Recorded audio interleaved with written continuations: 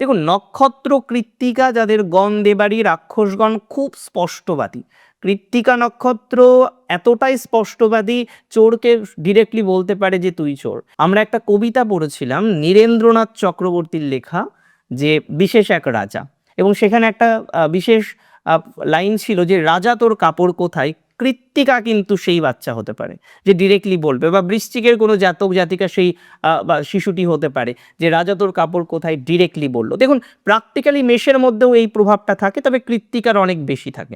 স্বদেশ প্রীতি বাড়তে পারে, আপনি হয়তো বিদেশে রয়েছেন, স্বদেশে আসার জন্য চেষ্টা আপনার ডেভেলপ করতে পারে, আর্থিক সচ্ছলতা লাভ হবে, কনফার্ম দিলাম। মুখমণ্ডলের কোনো ত্রুটি, কোনো ব্রণর সমস্যা, কোনো ধরনের অ্যালার্জিক্যাল প্রবলেম, কোনো রেডনেস হওয়া, এই ধরনের টেন্ডেন্সি নিয়ে ভুগতে হতে পারে কৃত্তিকাকে।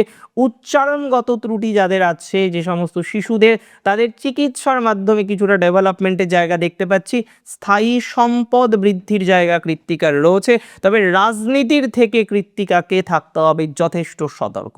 যে সমস্ত মানুষগুলো রাজনীতিতে যুক্ত, অ্যাটলিস্ট 15ই মার্চ পর্যন্ত সচেতন থাকুন তাদের থেকে। খুব প্রভাবশালী ব্যক্তিবর্গের অ্যাটাচমেন্ট হয়, খুব লাভ দেয় অথবা লস দেয়। তাই আমাদের যাদের নক্ষত্র কৃত্তিকা আছে তাদেরকে কি করতে হবে, 15 তারিখ পর্যন্ত সচেতনতা, বিশেষ সচেতনতা গ্রহণ করে কন্টিনিউ করার চেষ্টা করতে হবে। কৃত্তিকার যদিও ব্যবসার জায়গাটা একটু ভালো দেখলাম,